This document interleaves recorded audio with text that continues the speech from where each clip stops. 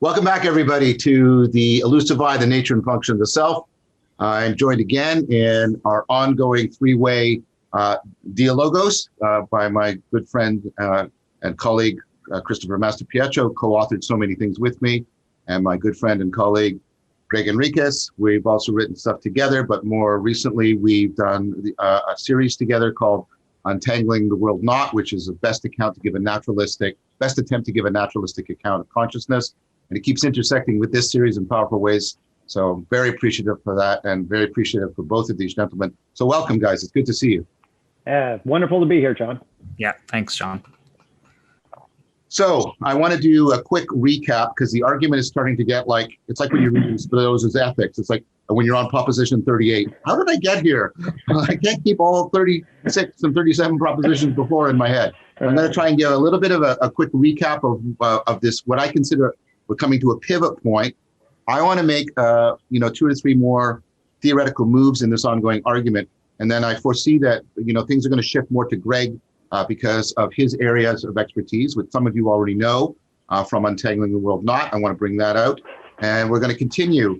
And so let's remember what we've done so far. So we've got the idea of recursive relevance realization, and it's always relevance realization to an agent, where an agent is understood in terms of an autopoietic, autonomous, adaptive entity. And so we have relevance, right? Relevance, recursive relevance realization, relevant to, and remember that please, because that comes up in the argument, to an agent, and then agent is defined by the AAA. So we have the triple R and the AAA, and eventually everything will just be triplets of repeated letters. And so we got that idea there, and what we've got was the idea that you can see relevance realization, recursive relevance realization happening at recursive relevance realization to an autonomous, adaptive, autopoietic agent. You can see it happening at 3 basic, it's a continuum, but 3 points of analytic, right, distinction. We can see a very online, moment-to-moment recursive relevance realization to an agent in consciousness. And that's why you have consciousness is centered on you. And you can see more about that if you go and look at Untangling the World Not. We talk about how this qualitative features of centeredness and agency and unity and together and aspectualization are all there. But what we've got is that recursive relevance realization to an agent at ongoing temporal scale, very online. Then we have a more expanded agency within problem solving, especially being a general problem solver, right? And this is the relevance realization proper to your intelligence. There's lots of overlap and integration between consciousness and intelligence, especially through working memory. So they're integrated in an important way. And then we've got something very long-term where we're talking about the more dispositional aspects of your recursive relevance realization to an agent, where we're talking about things like character traits or personality traits, and things like that. And we remember what Gregg's, I think, important caveats about how we should challenge. I agree with him, the way we're sort of misusing the word personality today. But anyway, we have this more long-term level of virtues and traits, more dispositional aspect of relevance realization. And so we can see them all happening. And then I brought up somebody who talks about relevance to an agent, Reid Montague. He talks about the fact that unlike computers, we have to care about the information we're processing. I went over again about how relevance, recursive relevance realization is affectively laden. It deals with attention, arousal, emotion, motivation, etc. And then what Montague said is we have this issue, what he calls the efficiency paradox. In order to be a highly coordinated agent, I have to get various parts of my brain to talk to each other so that I'm not acting at cross purpose, which would undermine my agency. So I want to increase the intra-module communication within my brain. But the problem is efficiency also demands that I reduce costs as much as possible. And all of that more long distance communication is very metabolically expensive. And so the brain is under terrific metabolic constraints to reduce that connectivity as much as possible. For those of you who did Untangling the World Knot, that pushes us towards small world network formation, et cetera, et cetera. For the rest of us, we can just keep going. What does that mean? Well, Montague says he proposes a strategy, and the fact that he uses an interpersonal strategy for an analogy, I think it's very fortuitous for us, especially the argument we're going to get to today. And if you remember, he talks about the relationship between a husband and wife.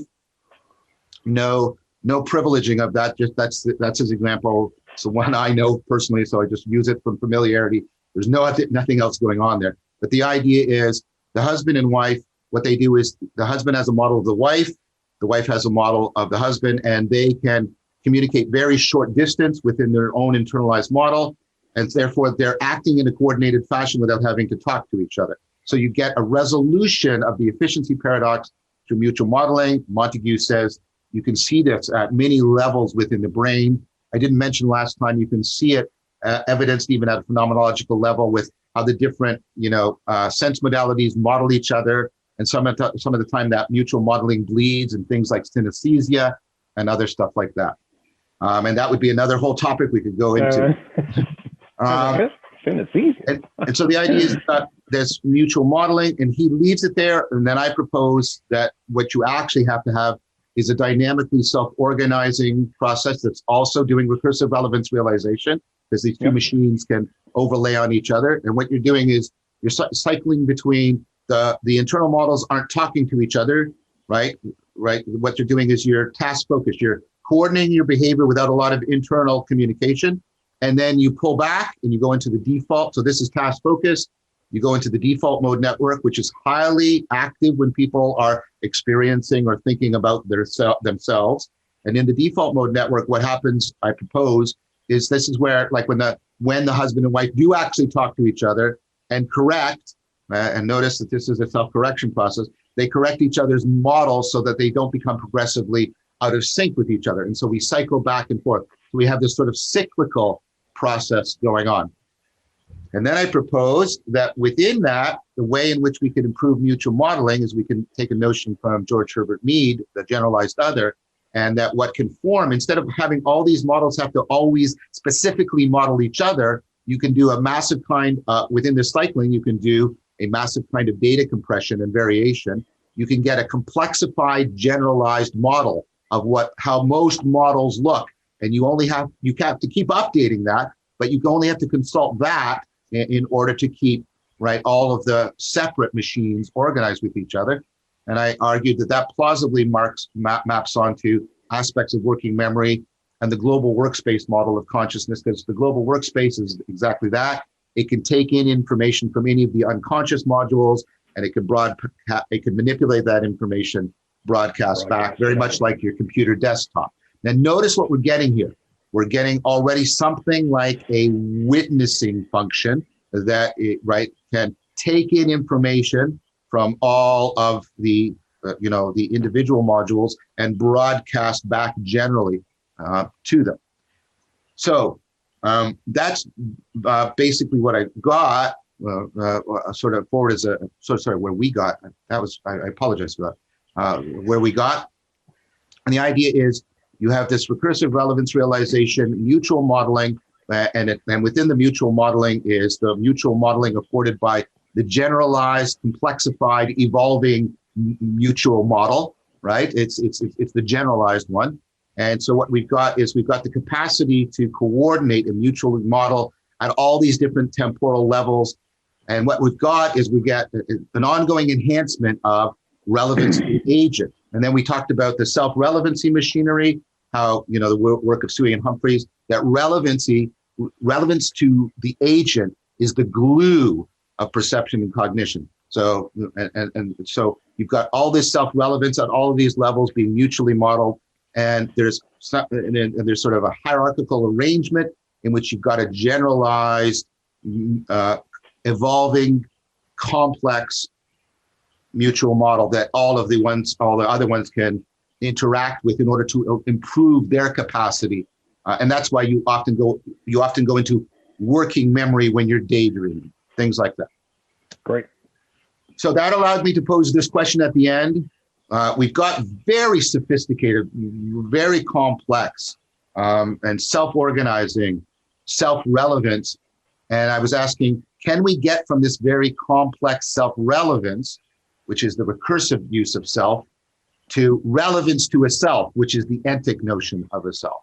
And I want to start to move towards how I think that can happen. But I first want to give Gregg and Chris a chance to,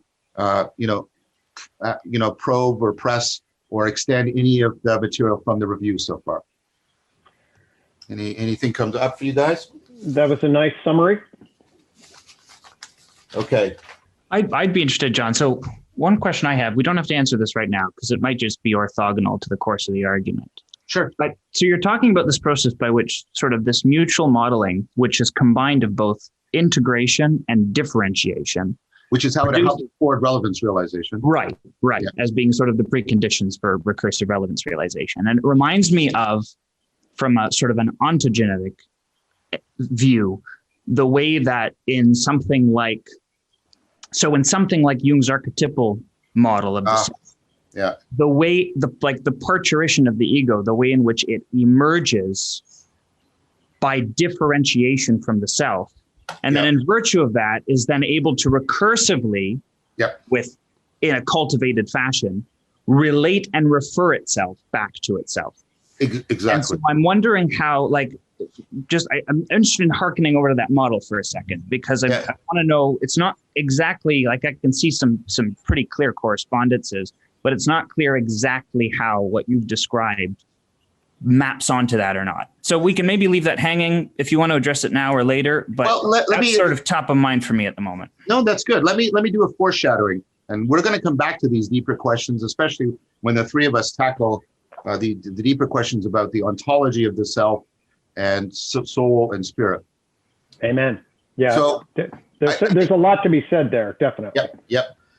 So this is preliminary and foreshadowing, but I think if we're talking about something like the self, we're going to talk about, and we're going to get into this when we go back into the debate around if the self is illusion. We want to talk about something like a comprehensive model. This is called the self model of your agency as a whole. And so its job is to basically try and coordinate all of this stuff. And I think that could plausibly map onto the Jungian or the internal family systems theory notion of the self. I think how things are going in and out of working memory, and that's attached more to things like our self-image. I think that's getting us closer to the notion of the ego, because, and I think that's a justified move, because Jung defined the ego as the archetype for consciousness. Mm-hmm. Right? And his archetypes are basically virtual engines on dynamic self-organization, because his model is an organic model rather than a mechanical model. So I think you could plausibly map ego onto that. And then when we've talked about it a bit, I'm alluding to it, that there's going to be this more comprehensive self-model. Now, the thing about the self-model is it's typically not something of which we are self-aware. And that's part of where Metzinger and others get their argument. And I think that also maps on, at least it could map on into Jung's claim about, the self is ultimately something that we can't become fully aware of, that we're always, there's always a degree to which it's transparent to us. Metzinger goes so far as to say that it's completely and permanently transparent to us, and therefore there is no entity behind it. There is no thing behind it. That's part of his no self ego tunnel model. Is that enough to get a sort of preliminary connection going for you, Chris? Yeah, there's just a lot of stuff I can build off of that down the road. Yeah, great. So we wanted to flag it ahead just to make sure that I think it's right, and I want to do a lot with you guys to try and map this into therapeutic, existential, ontological issues around the self, because the self isn't just another thing, right? It's a different. It's a different kind of entity that we specific. It's that of which we care, and that from which we care in some bizarre fashion, which we're trying to work out. Okay, so thanks for that, Chris. I think that gives us some useful stuff to talk about down the road, and hopefully people are starting to see how a lot of the theoretical machinery we've built together has an elegance to it. It has the possibility of going into many different areas and giving an integrated and hopefully insightful, those are the two things you want for elegance, integration and insight, account of many of the features that we typically talk about in a fragmented fashion within the folk model of the self. Great. All right, so I want to now point out that, so we've got all of this self-relevance at multiple levels that are being coordinated. It's recursive self-relevance, it's dynamic, it's cycling, it's doing all this complex self-organization, enhanced relevance realization, enhancement of the problem-solving capacities of agency. And what I want to point out is that what that means is you're going to get the generation of something like roles. You're going to get functions within us, particular ways in which self-relevance is occurring at a particular scale, particular set of functions and processes. And what I want to call these is our proto-me's, little m, right? Because the me is that, again, you can't, it's what you're aware of. And you're saying, well, what's aware of the role? And Gregg is going to pick up on this, especially when we get into social and eventually social cultural organisms. We have working memory is having to deal with what it deals with, which is very complex, novel situations that have a high degree of uncertainty, and that's picking up on the minds of other creatures and knowing what your appropriate role is given the role or status. Notice the connections between role and status, right? They're not the same, but they're deeply connected. So you're getting proto little me's, and then they are being properly coordinated by the generalized me. We've already talked about this, the generalized me. And then we have the function. So the generalization is that global workspace function, but we also have the reflective function given to us by consciousness, not typically very well explained by Bars's theory, by the way, but go see Untangling the World, not for that. So what you've got is you've got the I. The I is the level at which the capacity for working memory to reflect on the processing of the me and how it's coordinating all the individual me's that reflect your online. Remember, we talked about demonstrative indexicality, how things are here now to me. And that's what I mean. What's my role right now, or what are my roles right now? And then how are they coordinated with my generalized me? And then how can I witness that? Right, the I, remember the I is not something you're aware of, it is your awareness of, it's your ongoing function from your working memory consciousness of the me and all the me's. Okay, so what we're getting is, notice we're getting roles, we're getting a proto-me, an integrated, and then we're getting the I-me relationship that we said was an important feature. Remember, there was a consensus that that's a central feature of the self.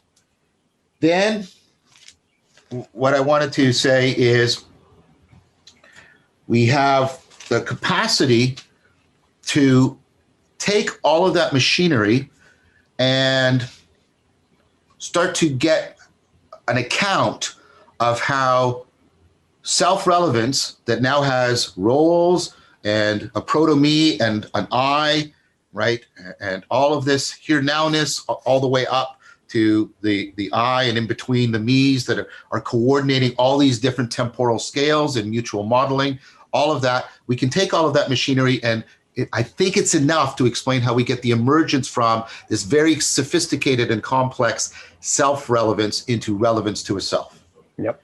So I want to propose one. I'll stop so you guys can ask me some questions, and then I want to propose one other big piece of theoretical machinery from cognitive science, and then I want to turn things over to Gregg. So first of all, any questions about the move we got to so far? I've been trying to go very step by step, very carefully on how we're getting some of the fundamental machinery in place. I think that's tight, John. I mean, I think that summarizes and just adds a consolidating picture that feels like the puzzle pieces are nicely juxtaposed at this juncture for me. Thanks. Thank you. Like we're not done. No, I mean, this is we're building, we problematized, and now the puzzle pieces at a big section are sort of coming together, and that's laying a very, for me, solid ontological foundation of the argument. Good. Just to make sure I understand something, John. Sorry. Go ahead. I need to cut across you there. So to make sure that I understand the distinction you're making here between the sort of the proto-me's that are sort of adapted to particular sets of constraints that maybe are introduced as a consequence of a particular encounter in a particular agent arena dynamic. The I, me, so the relation between I and the generalized other that essentially composes the most consistent me that endures across time and across situations. That central relation then governs the emergence and the placement of these proto-me's as they adapt to ongoing right. They're your ongoing situations, for lack of a better word. They are particular online configurations of agency and all of this machinery we've been talking about for solving a problem or sets of problems. And then what you've got reliable sets of skills and orientations and blah, blah, blah functions for types of problems. These are the little tiny proto-me's, but they have to mutually model and coordinate, right? And so that is being done by the generalized me. And then the generalized me can be observed by the I, which is not a thing, but is that process, that reflective process, right, of stepping back and doing a transparency opacity shift within working memory consciousness of that, of and you can also do, right, the I can also look at the generalized me. It can look through the generalized me at the particularities of, me here now, and you can get all of that explained in this machinery and all this layering of the phenomenology of the self, from my sense of self as a presence, demonstratively indexically here right now, my sense of an ongoing history of such presencing, and then my sense of being aware of all of that. How's that? Good. Yeah, and go ahead. And in relationship to, then we can extend this back into long-term memory in relationship to sort of I mean, Tolving, we can do some Tolving connections of semantic, episodic, factual, and then perspectival, and then it's like, oh, here I am, here's the me in this role, here's the me in this role. Exactly. I am bringing this past me, and then what's the reference point that I'm making, and then this becoming, what was relevant to self, that is emerging in a particular schematic. Exactly, and the ongoing evolving complexification of the me and the me's, helps to explain, sort of the Goffman stuff about, the presentation of self in everyday society being very fluid, I should say, and nevertheless the sense we have, the Tolving sense, the autonoetic sense that we somehow form an integrated something. Right. And what I'm trying to say is, well, we can actually see that adaptively about the coordination between these various levels we've been talking about, these various functions we've been talking about. Right.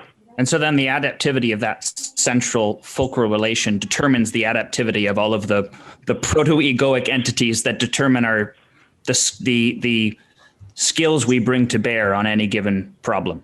Right. So one of the things we can do with working memory, and what we do in daydreaming, is we pull back and we take all these models and we get them to play with each other to make sure they're running as smoothly as they should. And it seems like completely useless to everybody else because we're not doing anything. What we're doing is what we've talked about before, right? And so that it really increases the capacity for the self-correction of all of this multi-level mutual modeling that is also itself functioning in multiple temporal temporal spatial scales improve and enhance our agency.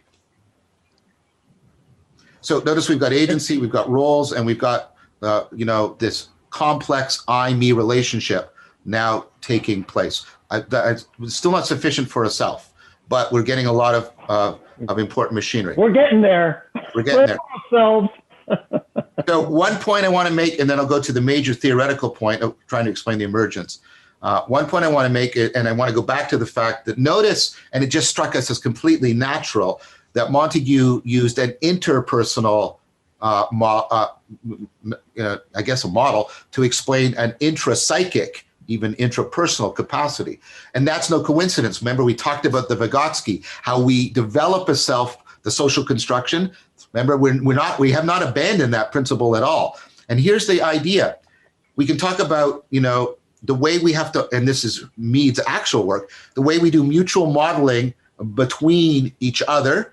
And Mead's example was people playing on a baseball team. You can't keep a very clear model of all of these people, and so you form a generalized model, a generalized other that you relate to in order for the team to coordinate. So there's external mutual modeling, and there's internal mutual modeling, and we know from Vygotsky that they are cycling, and they're cycling, I propose, in a way that coordinates with the cycling between being focused outward and focused inward. So there's deep connections between external mutual modeling and internal mutual modeling, and that goes towards it's convergent with Siegel's idea about, he talks about how human connections build neuronal connections that build human connections that build neuronal connections, and we get this mind-sight resonance between each other.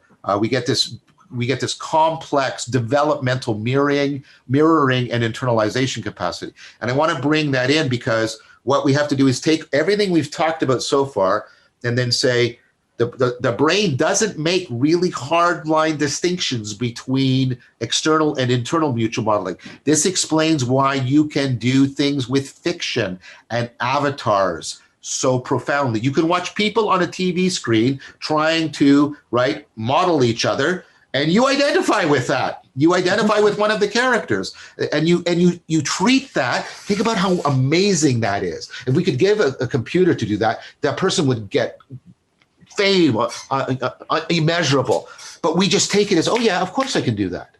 Of course I can do it. I can read this story. I watched Troy again not that long ago, the Brad Pitt movie. Not terribly good movie, but one of the themes I like about it is how we're still telling this story 3,000 years later, and how we somehow, how is it that we find a capacity to identify with these Bronze Age people from Mycenaean civilization and take up roles?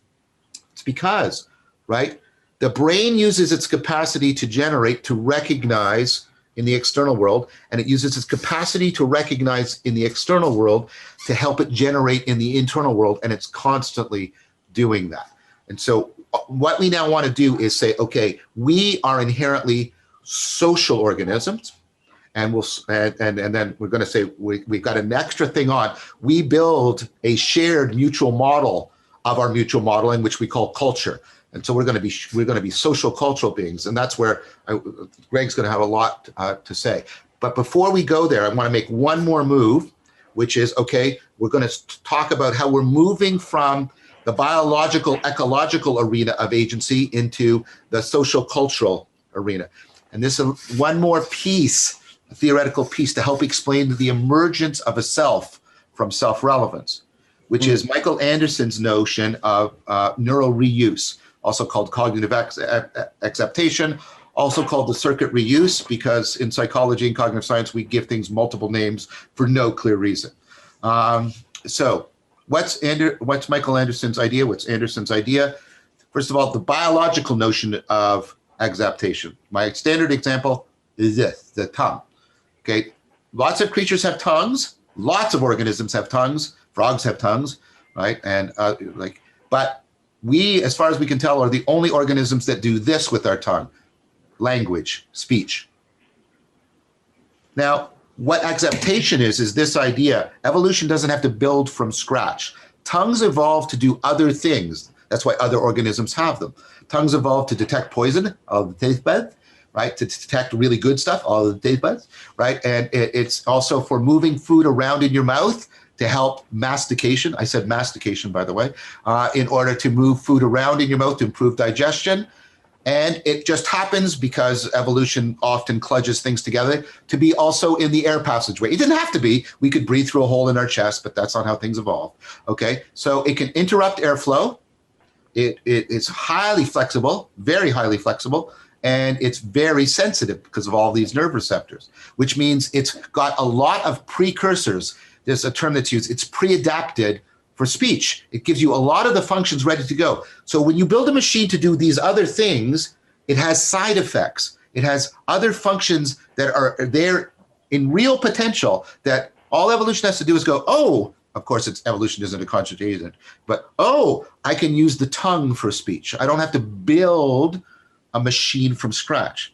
Now, Anderson's theory, and he's getting increasing evidence for this, I think his theory, his and Tomasello's theory are going to be the two big theories going forward in developmental psychology. That's one of my strongest predictions.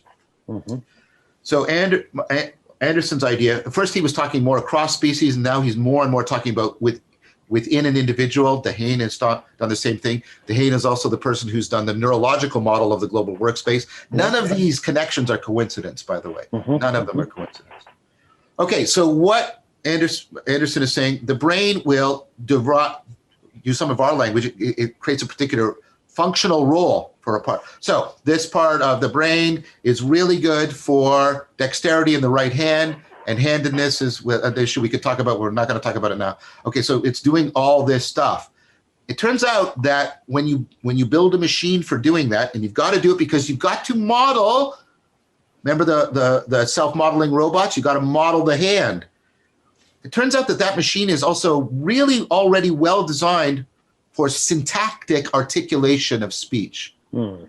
This is typically also why we tend to gesture, especially with our right hand, for those of us who are right-handed when we're speaking, because this area is also in the left hemisphere, which is associated with syntax. So there's multiple examples of exaptation, right?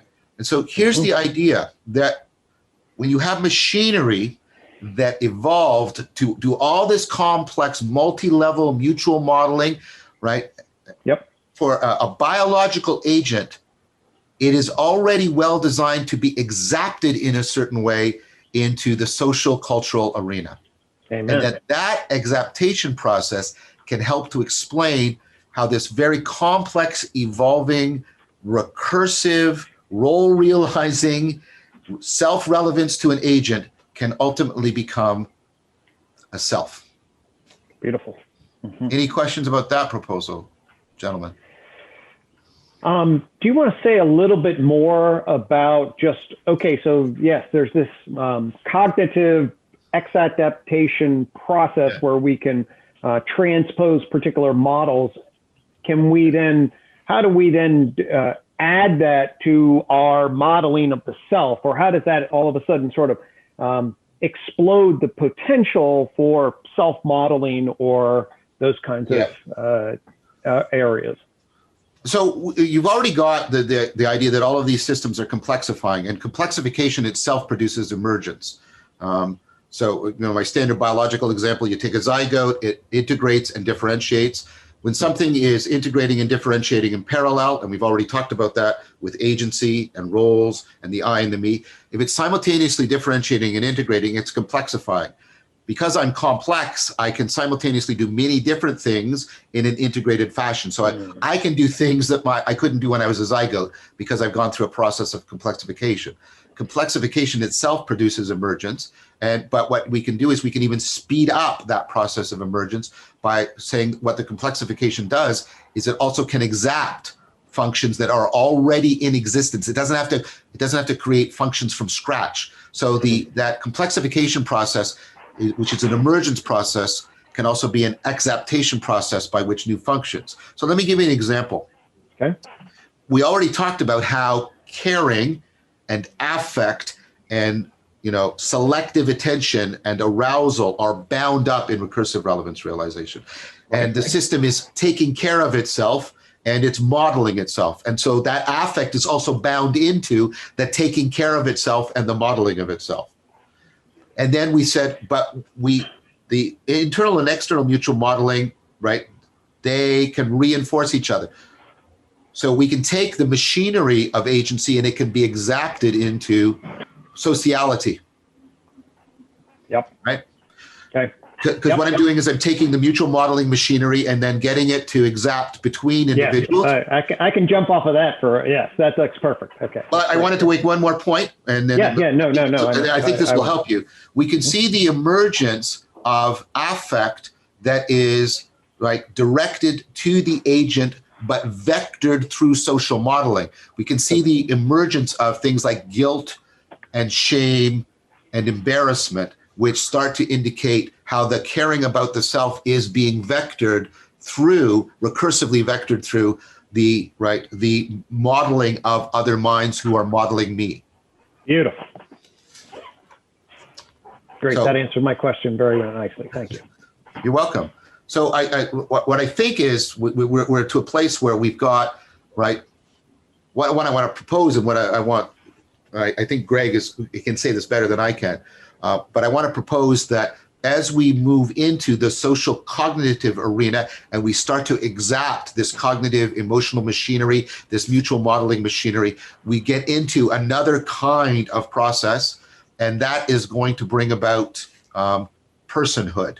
And then I think when we have personhood integrated with I, me, which is integrated with self-relevance, which is integrated with agency, we now, right, so we've got personhood, I, me relationship, roles, agency. We've got a self.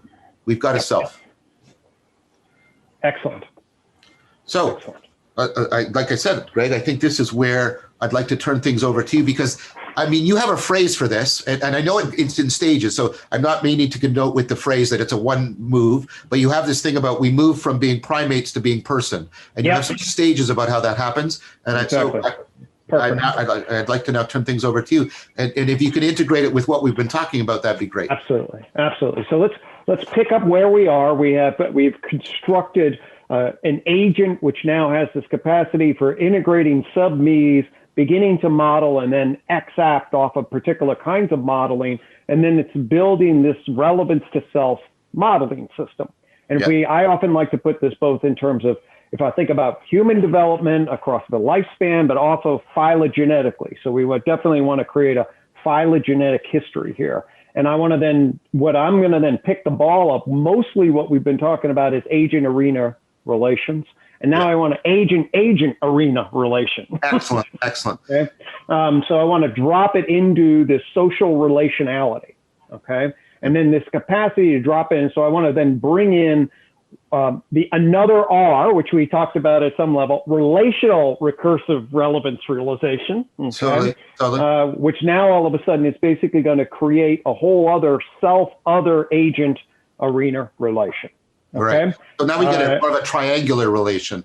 We're getting exactly. And both agents to the arena. Exactly. Right. So we get an I, me, I, thou, I, it. Okay. The emerging juxtaposition. We can put this in the context of I would say we're primates. I often say we're animals, mammals, primates, and persons. Right. Okay. Right. So we're talking about animals basically, and the emerging animal agency of a land animal with decent cognitive capacity for extension. Now we get into let's talk mammals in particular, because one of the things, I mean, certainly birds do this some, but mammals create a fundamentally new kind of self-other relation with maternal offspring. Right, parenting, yes. Okay. Yeah. And you mentioned Dan Siegel, and Dan Siegel is an interpersonal neurobiologist who's written very interesting things, and he's very much influential in my work as a clinician as well, and talks very much about the foundation of attachment. Okay? The foundation of attachment then really gets into our mammal core self. Okay. Right. And so when a mother has to take care of their offspring, the capacity to respond to that, to differentiate her needs from the offspring's needs, differentiate, model its needs relative to other care that she might be engaged in. This is a very, very profound capacity, and it sets the stage for richer, I believe, richer self-modeling, because it's self in relationship to other. Could I intervene right here? Because it seems like that there's a really, I think that point should be extended. I think that's that move you made is brilliant. Because notice what I hear you saying is all along we've been talking about self-relevance, relevant to the agent, but with maternity, and I think of Socrates and midwife, we get an inversion. We get not relevance to me, not how are things relevant to me, but how am I relevant to this? We get a fundamental inversion, which is an important novelty, a very important qualitative novelty to the relevance realization machinery. How am I relevant to the child rather than how are things relevant to me? I just wanted to flag that because it's just this huge move. Totally. If we talk about bioenergetic evolutionary economics and our real world, I'll put it in my real world experience. I have 3 children, okay? And I tell the story. I mean, my wife is very archetypally maternal. And she just, and so when she gave birth to our first daughter, Sydney, I'll tell the story. As soon as Sydney laid on her breast, I was number 2 in her life. Okay? I mean, there was no doubt if she had to choose, sorry, one of you guys are gone. Yeah, I've done that too. And I'll say for my own self, it's like, God, that was kind of a mess, you know? Like, man, you know, I love my daughter, love my wife. It's a radically different frame that happened to her entire psychic structure.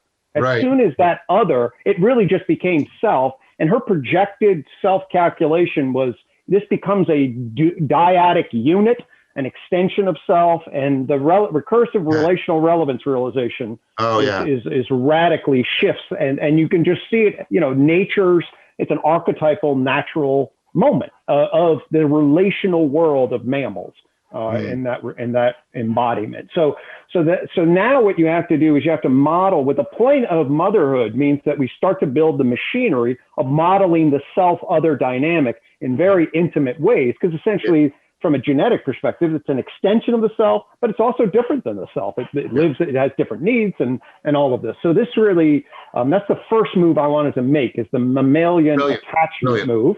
That has lots to say if we get clinically later, but just at a basic, and of course, Bowlby, you know, from a more human level, talks about internal working models. We will get our, so then that's what I want to do, is now move it into the mammal line. So that's the first move, is attachment. I'm going to make 3 more moves, and then we'll be in 3 relational moves and then a cultural move to get us into the human space. Okay. So now we're social mammals. Okay. And what do I mean by social mammals? I mean, we don't just move as herds, but we get engaged in complex, cooperative, and competitive relational world dynamics. Okay. So if you look at like Sapolsky's work on baboons, or any number of primatologists' work, we're in the field of complex social relations. Okay. And what you see in this complex social mammal world, and this applies to a wide variety of mammals, but I'll stay mostly in the primate world, is a capacity to track one's place in the troop, as it were. And what you'll do is you'll map a sense of alliance and an enemy. You'll map a sense of vertical relation. Now, notice what I just did there. I said you'll map this distancing connection, and then you do this vertical. Now, that's odd in some ways, because they actually don't get taller or smaller, at least not, you know, but what happens, you talked about X-adaptation. What's pretty clear is that the mind then creates actually a social self-other map that draws on its spatial relations with the way it maps an inanimate environment. It creates a dimensional space.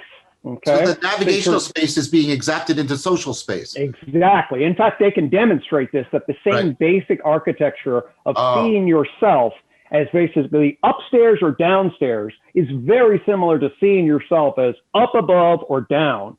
You do upward and downward social comparisons. You rank yourself. I look up to him. I look down to him. And we actually are exacting the same basic 3-dimensional world environment, the spatial world environment, to the social space environment. Excellent. So that's an example of how we can then take Anderson was talking about, hey, how do we have this? And actually, I think the human capacity to do this is pretty remarkable in relation. But this is, we're still at the primate level, and I develop what's called the influence matrix. This is important. And I just want to point out that Gregg also gave an extensive discussion of this in Untangling the World Knot. Right. And we can put a link to what it looks like. But basically, for our purposes right now, what it says, what it's a map of, is it maps the relational process dimension. Okay. What do I mean by that? I mean, we track ourself, and this is, by the way, this is all pre-verbal. I haven't gotten into any verbal. We can see this in other, and I'll give you a primate example. So we track ourself in relationship to our social influence and relational value, which means how much can we move another and how much do we feel like others value us, okay? And then we track it on 3 dimensions. One's this vertical dimension of rank, status, or power. Like, am I above or down? And in primates, this turns into basically dominance and submissive relations, okay? And then you have cooperative allyship, which can be forms of kin or reciprocal relationships, whereby do you share food? What is your position? And then how connected to you are you in terms of how much engagement do you engage in? So high engagement versus distant engagement, okay? And what the influence matrix shows, and it maps the human process, but you can certainly see echoes of these in others, is that we basically are constantly positioning ourselves in relationship to the treatment that we expect, and we compare to others, and then we reference what does it mean about this particular relation. Okay, that's a lot of abstraction. Let me give you a really concrete example. So Franz de Waal has a great, you can Google this, Google cucumber grape experiment. Okay, and basically what you'll see is 2 macaque monkeys. It's a 2-minute experiment. It's great. And what you have in this cage, and really the macaque monkeys will form a clear relationship with each other. And actually these are new, so they didn't have a clear dominant submissive relation. And then they'll have a relationship with the experimenter. So the experimenter has taught them both separately to hand over a rock, and they will get a cucumber in return, okay? And as Franz de Waal will say, they'll do this as a return on investment easily for however, okay? But then what the experiment is they give them one of the monkey then does it and gets a grape, okay? Now grapes are more desirable than cucumbers, okay? Right. And if the other one monkey sees the other monkey getting a grape, and then he gives it and gets a cucumber, he gets pissed. I mean, you can see it. You can't help but he grabs the shade, he throws the cucumber back and bangs the rock on the thing. Okay, so he gets ballistic. And everybody laughs because our primate empathy can totally see that the monkey's pissed. Now, how do we understand that? Well, from an influence matrix perspective, the monkey's modeling itself in relationship to other, and it's modeling its social influence and relational value. And it tracks the cucumber relative then. It's fine when it's just the cucumber, but if I see you get a grape, hey, the analogy I would use is, hey, if I said, John, hey, you can mow my lawn and I'll give you $30 and you're like, you're real happy. And I say, okay. And then Chris comes along and say, hey, Chris, I'll give you $50, right? And all of a sudden you're pissed. You're like, what?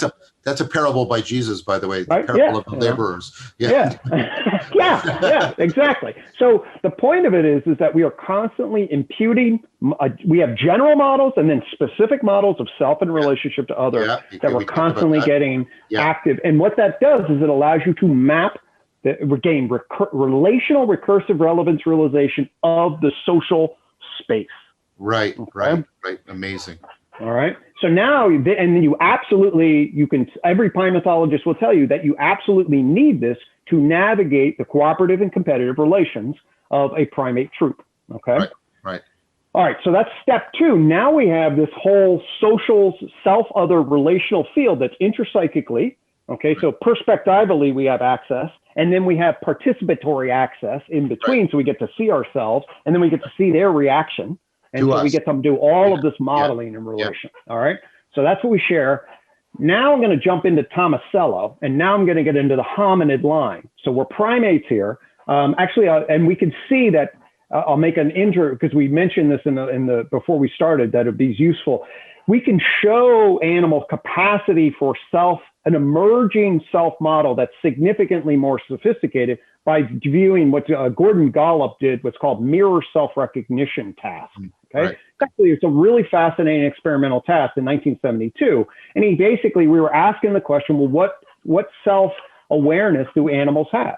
Okay, and a pretty clear test, at least for the absence of one kind of self-awareness, would be if you can't see yourself in the mirror, that's indicative of some absence, I would argue. Okay, yep. So if an animal can never recognize, and with practice over days, we're talking, can it ever recognize? And what Gordon Golub did is he created a very straightforward, like a good empirical scientist, created a very straightforward test where he put monkeys in front of mirrors as well as, say, chimpanzees. And what he realized is the chimpanzee could then pay attention to itself. And so you get a behavioral functional awareness indicator. And then he tested that by anesthetizing them and putting a red dot on their forehead. Right. Okay. Both the monkeys and the chimps. Monkeys and the chimps. What the monkeys never, and then they wake up, and what the chimp does, goes over and does this. He doesn't point at all to the mirror or doesn't ignore it at all. The monkeys ignore it or possibly look at it, but never look at it. The chimp comes over here. So in other words, the chimp has tracked that this reflection is some level. That's the self-modeling that's relevant to me, and I actually have some degree of self-awareness that is me. Right. I can carry that model. And they've shown this on higher social mammals like elephants, dolphins. Some people argue that you could train other creatures. Even Skinner, I think, argued a pigeon could do it. But anyway, that's a technical and debatable argument. But in relationship to what most sort of cognitive ethologists would agree is that high-level social animals demonstrate this. Okay, so now we're getting into this really proto self-awareness, capacity. But so we're going from a procedural metacognition to something that is perspectival and beautiful. Right. So now the system can use the mirror and say, wait a minute, what's that perspective? What's my perspective? Let me shift perspective. Let me see the dot. Okay. So now we can see that, say, in a chimpanzee. Now let's go to 500,000 years ago in our hominid primate line. Okay. Because what Michael Tomasello is a primate researcher, and what he shows is there's a foundation of super advanced social cognition that's pre-linguistic that we humans demonstrate. Yes, okay. Very much. So what does he look at? I want to just say for Chris, I think we fundamentally tap into it when we're getting into dialogos. We're getting into that communing that makes communication possible. Absolutely. And if we think about a hunter-gatherer, this is really, what are we looking at? The cooperation structures of early hominids are just radically different. So a million years ago, we're making stone tool axes and we're living in groups and we're engaged in serious hunting exercises. By about 500,000 years ago, we're clearly starting to control fire. So you can think about behaviorally the amount of coordination that goes. And you go look into a troop of bonobos or chimps or elephants or any other animal, and the level of cooperation that would be required to run a hunt, to manage a fire, to take care of is radically different. So what are we actually seeing? We can see now, if we go to the developmental lifespan of children, we can see a fundamental capacity for intersubjective syncing up, a theory of mind, a shared capacity attention. For mind, reason, shared attention. A classic example, and there are lots of them, but one is pointing. Okay. Very early on, a child will see when you point, the child looks to where you're pointing. They instantaneously recognize that you have intention and that you have attention, and they can model that and differentiate their perspective in relationship to your perspective and follow your attention, and also engage in things like play and repeat it. And of course, little kids, we're talking about 18 months here, 12 months, you go back and forth, you mimic, you mirror, and they will get in sync with the self-other modeling of the individual, and they will track. And there's lots of unique experiments that he's run to show that they will have some intuitive sense of the perspective of the other and their intention. Okay. Part of his argument is this actually affords language learning. Well, this is right. Exactly. And this would be my argument too. And the other thing is, so a 2-year-old here, a 1.5 to 2-year-old on several of these tasks will beat a fully grown chimpanzee, quickly. So that's pretty, and obviously we got a lot more growth to go after 2. So by the time if we're able to do this. So, and then what I would argue is essentially this happens. So now if we have a shared intersubjective coordinating space, now we have a particular kind of field that affords mutual modeling.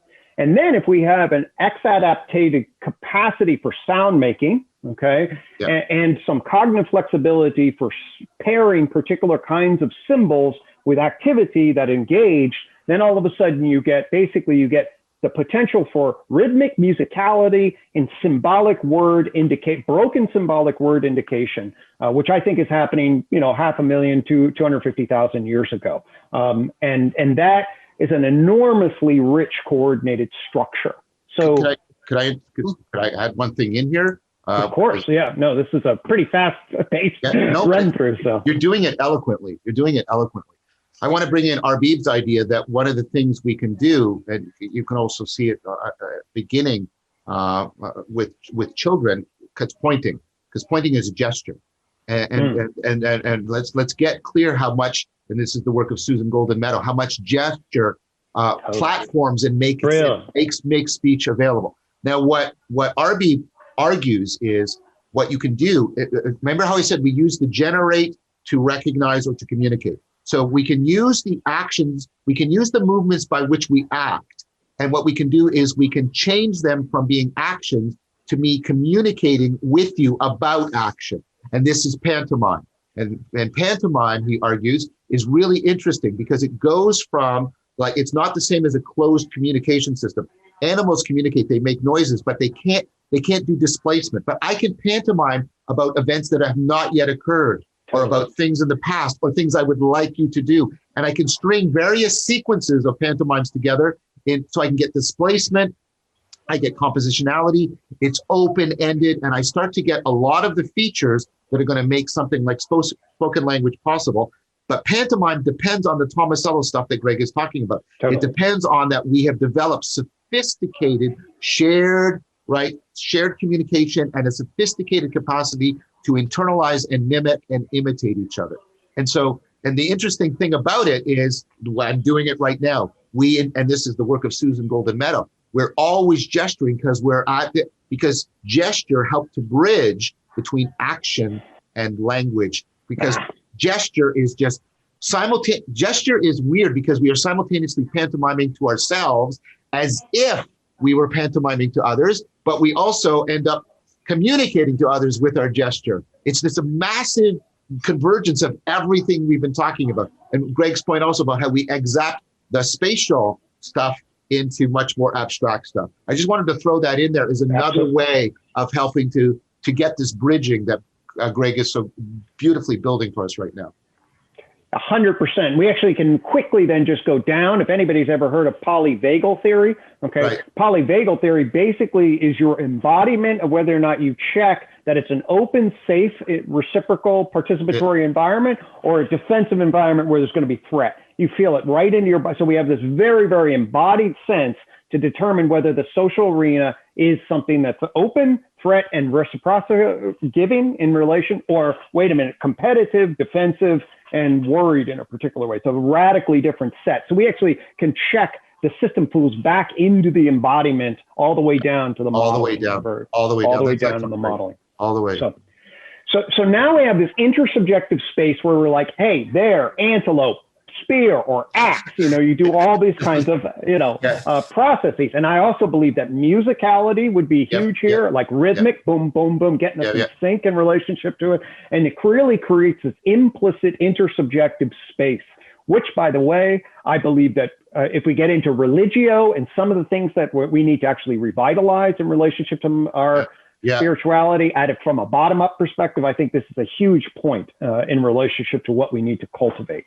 So now what I want to basically say then gets into the first basic insight I had that launched me into the unified theory, which was that something fundamentally happens when we transition from broken symbols to symbolic syntactical propositional statements. Yeah, exactly. Okay? So what is that? Basically what it is it's the idea of there, antelope. Yes, that actually transports us across time.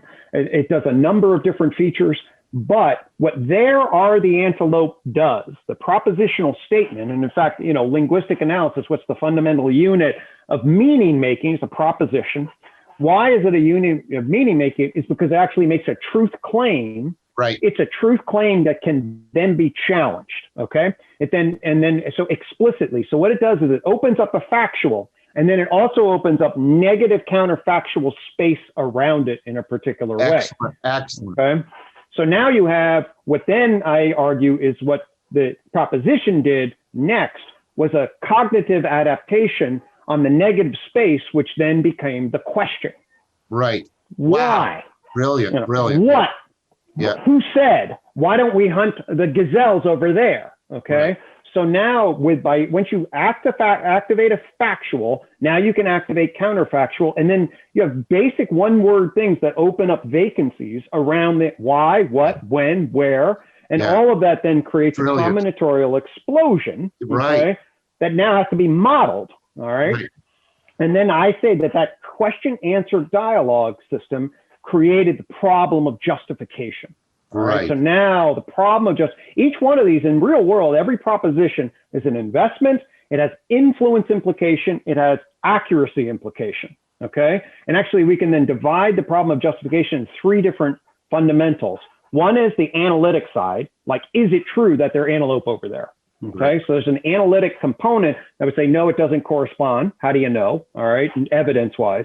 And then there's the utterance from the individual. This is what I call the personal dynamic. I'm emphasizing their antelope over there for a reason. My investment is saying that, hey, and then it intersects with who's ever the listener, which creates then the social dynamic of justification, which is, hey, is this something we should be paying attention to? Who says, who benefits, and how do we analyze this from a group perspective? Okay. So that problem, it's a combinatorial explosion of a whole new set of worlds that basically is like propositional truth claims, question and answer, and this entire dynamic problem of justification at the level of analytic, personal, and social. So we have to exact the relational recursive relevance realization into this new combinatorially explosive problem space. Totally, exactly. And that happens between, I think, maybe 150,000 years ago, they always push it back. Certainly by 50,000 years ago, we know this thing is in full swing. And many people call it the human, I should emphasize human, mind's big bang, okay? And I believe that then basically what you get is an entire, this is really the mind that Descartes was interested in, basically. I mean, it was anchored to the perspectival mind, but it's always this rational, what am I? And, here's another point, and then I'll see what we want to fill in. So what was my key insight? Where I was anchored in an evolutionary view. And this point about justification meant that there was a highway that was opened up. So I'm going to say, hey, the antelope are over there. And then you, John, say, well, how do you know, or should we? Okay. And this problem of justification then meant that you now, through the question and through the fact that the way propositional information has direct access. Okay. Notice that the rest of our perspectival knowledge is pretty well contained. I can never see, this is one of the big hard problems. How the hell do I see what you see? But I can ask you, why do you like red? I can't see your red, but I can ask you, and I can tell you, why is it your favorite? And the content of your thought is exactly the same. I mean, the propositional structures go right through this. It has to be truth evaluation. It's the nature. If we can't share content, we can't do truth evaluation. Right. But it means that now if I can ask you questions, why did you do what you did? Okay. So I use the example of alpha and beta. All right. So let's say you're alpha. All right. And I'm beta, and you go off on a hunt, but you're pair bonded to Sarah. All right. And I start hanging around Sarah. All right. And then you come back and you say, why are you spending so much time with her? Okay. All right.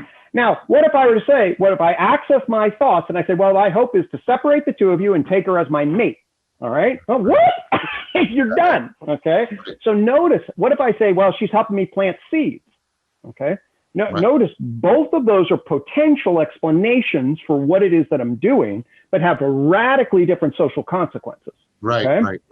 So now all of a sudden, the fact that you have access to my reasons for why I do what I do through the proposition, and I have access, but I have access in a different way than you do, creates a totally different kind of justification dynamic. Right. Okay? And your modeling of yourself has now moved to another level of recursion and sophistication. A qualitatively shift. Yeah. Yes, exactly. Now I've got the public. What did you say, Chris? I said it's qualitative. It becomes dialectical. Yes. It's dialectical, dialogical. I have the public self out here. I've got my private narrator, and then the private narrator has to check in with why.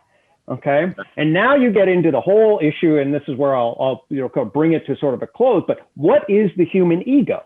Okay. Right. And Freud certainly noted that and Jung and all the whole psychodynamic insight is this self-consciousness thing. It seems to be basically a rationalizing function. At least that's Okay.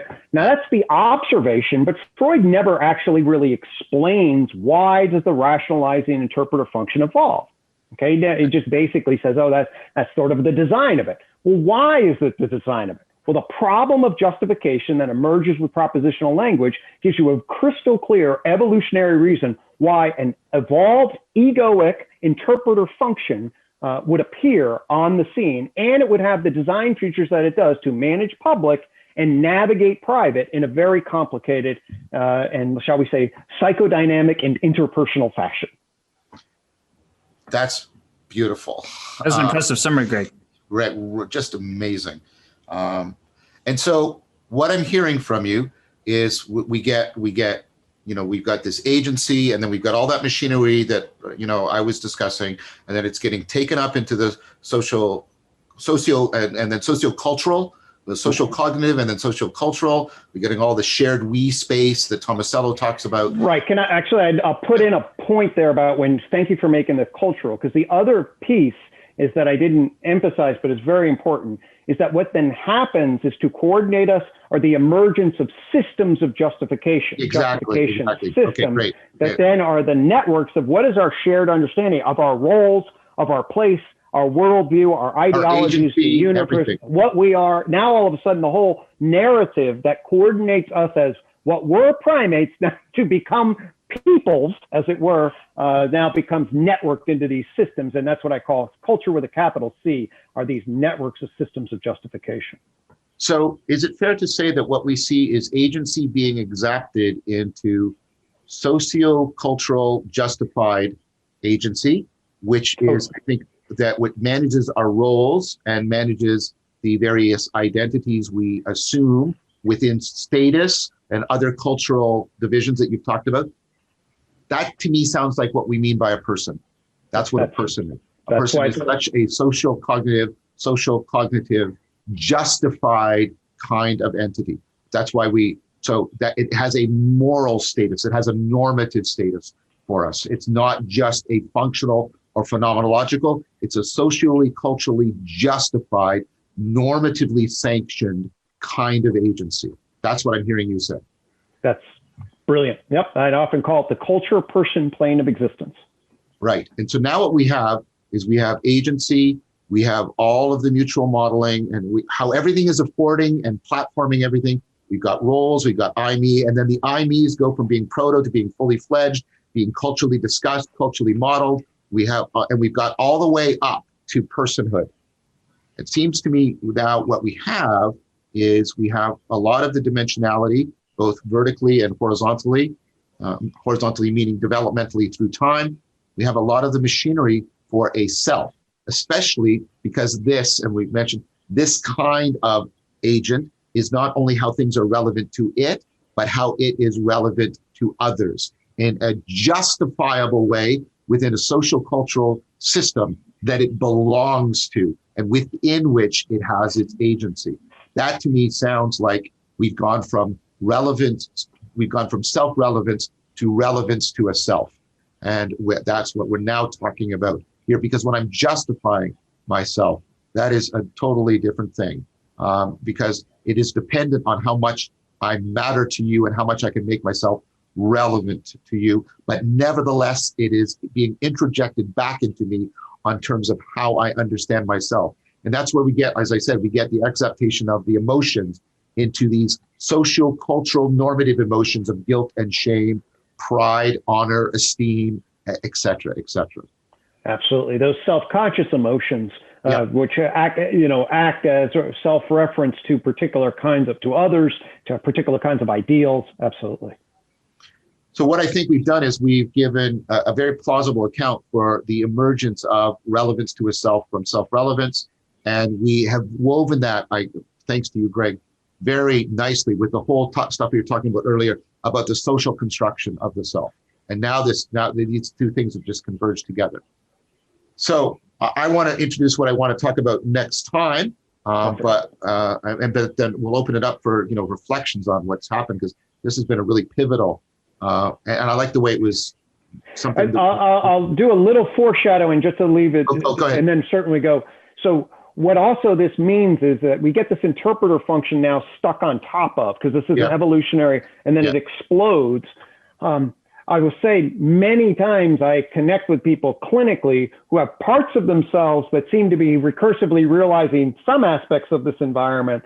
And then they'll have narrators that are like, they'll be in conflict with whatever other parts are. So we'll come back to this, and the argument is actually there's models of self that extend in time at the level of personhood. There's models of embodiment that seem to be seeing other things as recursively relevant. And then the conflict of the self when it's like, damn it, why can't we all get along in here?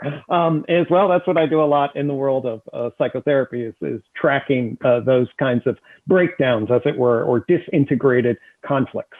And this takes us back to the Platonic tradition of the psyche and intrapsychic conflict in the Republic. And I'm going to foreshadow that I'm going to propose that part of what we mean by soul is that capacity to take, these different levels of self-modeling and get them appropriately coordinated so we get optimal flourishing of the individual. And that will get us into soul and spirit and self, the three S's, and how do they belong together, and how do they belong within a naturalistic worldview, given this machinery that we've been talking about. But what I also wanted to do before we get to there, that's great for good foreshadowing. Thank you, Greg. I want to go, now that we've really fleshed out how we see this emerging, and we've got this dynamical, developmental, massively recursive, autopoetic, self-organizing, socially constructed, socially platformed, socially exacted, socially culturally exacted entity, the self, we can come back to the question, does the self actually exist if it's so socially constructed? And this is where the debate, I want to return now to the debate in depth, that's at sort of the cutting edge now of cognitive science and cognitive neuroscience about the self is, well, does the self really exist? Or is it ultimately a very sophisticated social fiction by which we maintain our social cultural agency? And so that's where I want to turn to in our next beautiful session. I think we're set up for that. But we have down the road the discussion of the triangulation of the S's, soul, spirit, and self.